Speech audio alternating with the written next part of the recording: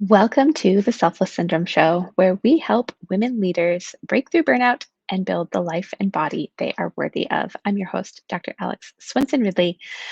I have been doing some deep thinking over the weekend. I had been reading up a lot on statistics around burnout and this thing called the Great Resignation. That is something that started in around 2021, kind of 2022 or 2020 and 2021. We're now in 2022. And there's statistics that have been put out by, our publications like Gallup and the Harvard Business Review and also in Forbes that have tracked and looked at, what's been going on with levels of burnout since the pandemic and all of that, and specifically what's changed for women. And what they found is that the gap between men and women experiencing burnout and, kind of the time of lockdown and lots of change in our lives between 2020 and 2021, it widened. And so women actually went from, I think in 2020 it was about 34% reported experiencing burnout, and I'll define what that means in just a second. And in 2021, it actually increased. As of this year, almost doubled. So it's up to close to 50%. And there's some reasons for that. And we're going to talk about all that. But what it's also led to is what has been called the Great Resignation. So, quite a few women, like a huge amount of women, have actually left leadership roles. The Fortune 500 list used to contain a few, not like as many as I would like to see, but a few kind of high level women CEOs and leaders that ended up leaving their positions, and those have now gone to men. And so there's been this shift. And let's talk about what burnout is. So burnout is like you're just at the point where you're exhausted, quality of life is terrible, can't keep going. And for a lot of us, that ends up meaning a shift in career. And that's actually what I want to talk about today. And along with burnout, there's health stuff that starts. Anxiety, depression. It could be weight gain. It could be thyroid issues. There's gut health issues. There's all kinds of things that kind of go along with just being burnt out. And what they're reporting on and what they're finding is that the big driver with most of this stuff is stress. We all hear about stress. I honestly feel like, being told to go manage your stress better has become the new like being told to go lose weight. It's really unhelpful, non-specific, and a lot of us we might have an idea what to do, but it doesn't mean that it actually works for us. So today I want to cover, kind of a couple of things around this and address like how do we actually start managing our stress in no particular order, but how do we start managing our stress when we're looking at things like changing careers, changing jobs, maybe not career, but changing a job or leaving corporate and starting a business. There's some things that I have come to find are necessary to consider because what I found, and that's actually where I want to start this conversation, is I've had a lot of my clients recently are either looking for new positions or they're part of this great resignation shift, right? They're either looking for new positions or they are launching businesses that I've been thinking about for a long time but have never taken the steps to do, and they're just at the point where that is now something they are creating, which is awesome and amazing, and I love it. And I went through this in my own career. I was a chiropractor. I've always been an entrepreneur, but I was a chiropractor originally, and I hit burnout big time and made a shift. But what I found was that a lot of the things that led to me being burnt out in the first place followed me. And this is what I really wanted to share around this. We all have habits, we have ways of being. A lot of the myself included, I define myself as a high achieving female leader, right? And a lot of the things that we tend to do because of that, we're driven, we're hardworking, we're going to get stuff done. I just have been through this journey of like 2 weeks where I literally blew up my entire process and rebranded my podcast, changed, like redid my website, changed where we're hosting our program and where we communicate with, leads and clients, like changed everything, right? Did I have to do that all at once? No, but I have the personality where I do that. And so I had all these like huge projects to get done, and I was working too much and not sleeping and not shutting off my computer at night and repeating a lot of these habits that had followed me that weren't healthy. and that lead to burnout in the first place. So, I want you to consider, at one point I interviewed on the show a woman who, her company's called the Red Keep something or other. I'll put a link in the show notes. But, she talked about how to save your career without necessarily leaving your job. And for any of you who are in these statistics where, it's a lot, like there's a lot of women are leaving the workforce or changing careers or choosing to be at home or, and they've found that in the hybrid model where maybe you're working from home some of the week and at the office now some of the week, that's even harder and creating even more stress and, all of the things that come along with that and lead you towards burnout. So, are any of you who are in that position, I want you to just take a breath first and consider, in like get really clear on what it is that you want out of a career, out of your job, whether that's the job or that's, having your own business and having autonomy over your schedule and all of that stuff. Those are things that I really enjoy as an entrepreneur. But here's the thing, we tend to, it's kind of like dealing with addiction or anything else. We tend to be, we tend to, the common denominator in anything is us, right? And so if we're not really clear on what we want to create, and maybe what we need to be responsible for ourselves in getting to a place of burnout. It's not always just the job, right? It could be a lack of boundaries. It could be, you know, being the yes mom. I have a client that I've just started working with who, in the span of a week, she said yes to something at work and coaching her son's soccer team so that he could play and like three other things and is trying to, take spend more time on taking care of herself and then suddenly it's stretched way too thin. Like, are you that kind of person? Because as women, we tend to be this. This is the definition of selfless syndrome, right? We're constantly just giving of ourselves to everyone else and not actually intentionally making time for ourselves. So do you tend to be that way? Or do you have some pretty good solid boundaries in place and it really is just a job? I have other clients that no matter what she did, the leadership and the culture of her position, she's an accountant, even not during tax season. She was working at 55 to 60 hours a week. She's also in a master's program, continuing her own education. And she finally just accepted that that was that job and it was not going to change and that environment was not going to change anytime soon. And that wasn't for her. And so she transitioned jobs. So, in looking at all of this, like my goal with what I share, with what I do, with anything, and what I found, when I moved from having a brick and mortar practice that I went to a couple times a week, or at the end it was pretty part time, so it was only twice a week I was going in, to being 100% virtual. All of the bad habits and not I don't want to call them good or bad, but all of the habits and patterns and ways of being that I had that burned me out in that model of doing business followed me. And so even though I was at home and had more time, I was still, filling my plate too much, not having good boundaries around my time or creating time for what I actually needed. And so it's been like this year in 2022 where I've actually been able to be intentional with that. So my point with this is whether, if you're feeling burnt out, finding a way to take a break, like take a vacation if you have PTO accumulated, or, if you're an entrepreneur, like just it will do you more good and be more have you be more efficient and successful in whatever you're doing to actually schedule a break for yourself. Could be a weekend, could be a week, like make that happen and give yourself some space to just remove yourself and really look at, what's not working.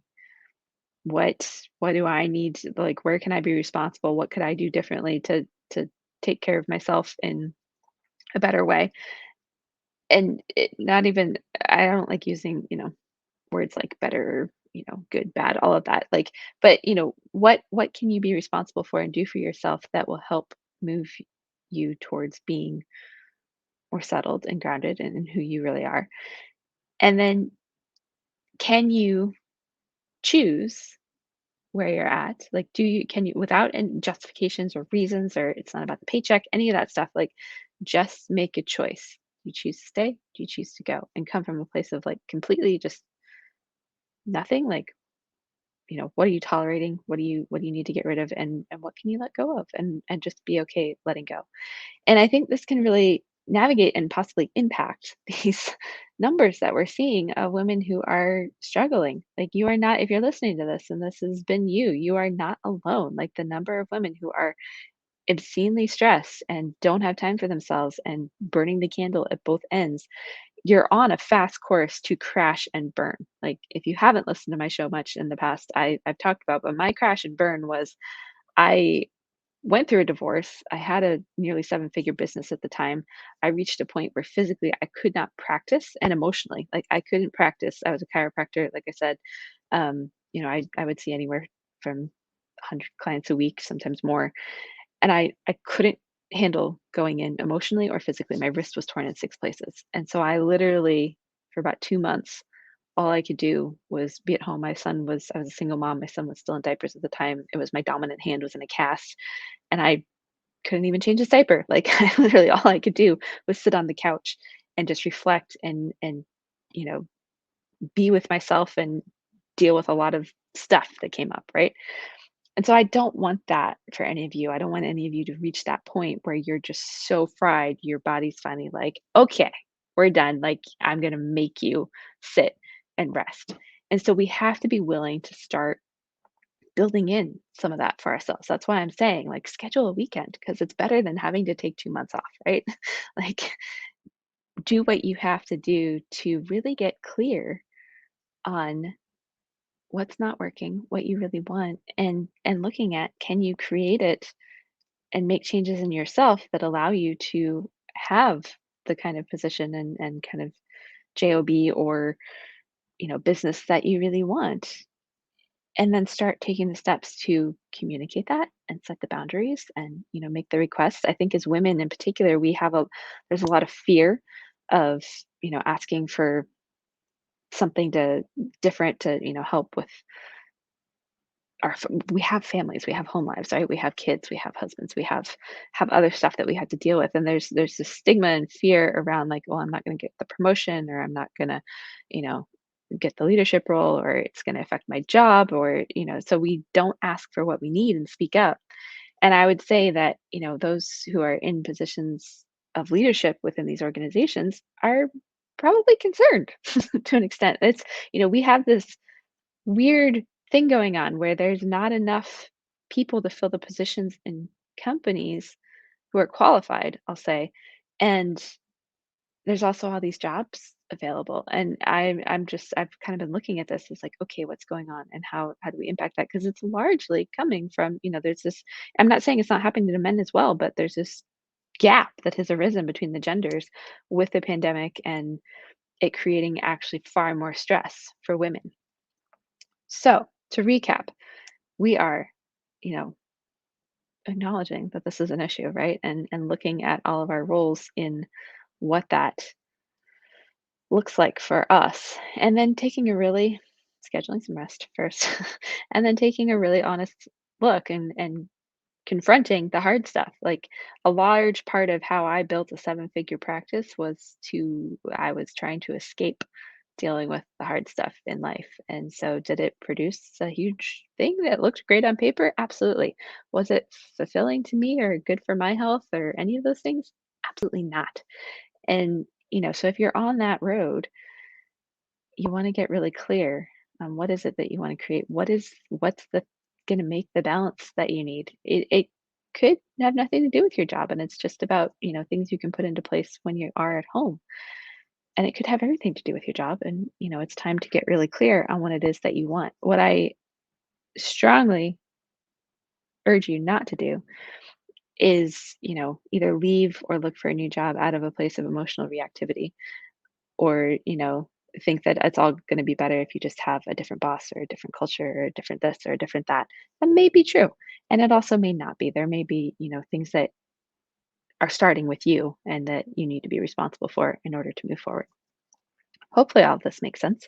Like I said, I've been doing some deep thinking this weekend. And what I wanted to share is just an invitation. Like, navigating this stuff is what I help women do, right? Because it's not just cookie cutter. And in the next upcoming weeks, I'm going to be sharing, I've really boiled down the women who've been the most successful working with me, like what set them apart, right? And these are women who were feeling unfulfilled, maybe burnt out, having a lot of symptoms, thyroid issues and trouble with weight coming off and anxiety, depression, all of the things, some of it gut health issues like IBS, all stuff like that, all physical symptoms, right? But the root issue has more to do with the subconscious programming we have running our lives, running our decisions, behaviors, actions without us really even realizing it, and really being able to make a change starting there. And so that is largely what I do at this point. Do we still talk about nutrition and explore ourselves in relation to some of these other things, our jobs, our careers, like all of that? Absolutely. But it starts with really being able to rewire our brains and how we show up for ourselves and for the people that we love and care about because those two things are connected. And believe it or not, the more time you make for yourself, the more you're going to be available to show up for the things and the people you really love and care about. So, if that all sounds like, you know, something that you could use some support with, there's a link below this to book a clarity call with me. No strings attached. This is not a sales conversation at all. This is just a let me help you get some direction and get some of that clarity. Sometimes we need the outside input from someone objective to just be able to see a new perspective, a new path, whatever that looks like, and what we need to do to start actually moving towards that. So we help you get really clear on where you're at, where you want to be, and what's going to connect those two things. What's the bridge that's going to get you there, or the plane that's going to take you to where you want to be, and then you get to go do that. So there's a link below. Jump on my schedule. I'm nice. I swear. We're not trying to sell you anything. Like, I love to connect with people, women in particular, and have these conversations. So that invitation is there. And then, I really encourage you. I'm here to interrupt you and get you to think. So hopefully this does that and helps start to shift. Like I don't want to see women burning out of the workforce, right? None of us want to see that. I'm really passionate about women being able to have it all. I do believe it's possible. I've heard lots of differing opinions on all that, and what that looks like is different for each one of us. But there's no reason why we can't enjoy and be moving through, our careers in a way that lights us up and fills us up and that is fulfilling and that, has us stepping into the awesome power of who we really are as women and leaders in our society, and also be wife, mom, and, any other hat you wear outside of your job or your career, what you do for work and earning and all of that, and be able to balance all the things.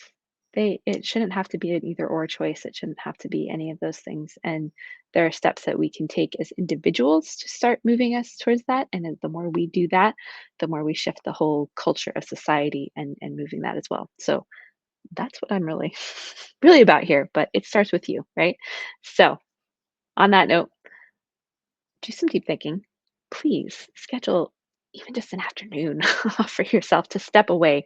Don't have your computer, like journal, write, do something else. We had 4 days without any power at my house and I was actually like just I loved it. I was almost sad when it came back on because I got to actually disconnect. Like my phone still worked, but I intentionally put it away and just really spent some time with myself. This is very important with yourself and get really clear on what it is you want to create, where you're going, and what's not working for you getting there, and what do you need to let go of, and what can you shift in yourself to help you move in that direction. Hopefully, all this makes sense. We will see you on the next episode.